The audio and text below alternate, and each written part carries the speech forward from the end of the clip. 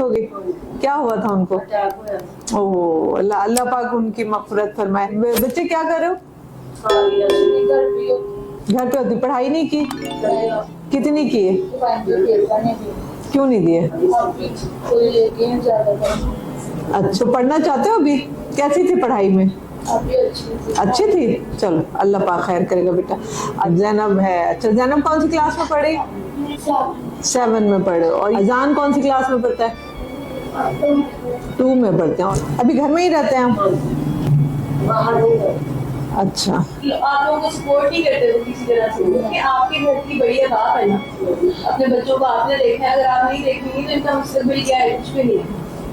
अब जैसे साइदा बाजी हैं, उनको यानी ये 8,000 में क्या गुजारा करती होंगी? अभी ये 10 से फारिग होकर हमारे पास आई हैं। छोटे छोटे बच्चे हैं जो पढ़ने में बहुत अच्छे हैं, बड़ी बेटी पढ़ाई छोड़ चुकी है, तो हमें इनकी ना सिर्फ कफ़ालत करनी है बल्कि इनको हमने कोई छोटा सा स्मॉल बिजनेस भी स्टार्ट करके देना है, ताकि ग्रेजुअली अपने पैर पे भी खड़े हो सकें, इनके बच्चे पढ़ सकें। कफ़ालत यतीम प्रोग्राम के तहत इन बच्चों की फ़ीस आप स्पॉन्सर कर सकते हैं, क्योंकि जिस इलाके में ये रहते हैं वहाँ कोई गवर्नमेंट स्कूल नहीं है, तो पढ़ने वाले बच्चे हैं।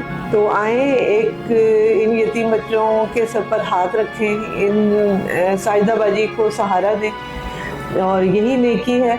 और एक यतीम के सर पे हाथ रखना जो है वो कुर्बे रसूल सल्लल्लाहु अलैहि वसल्लम का बाइस है।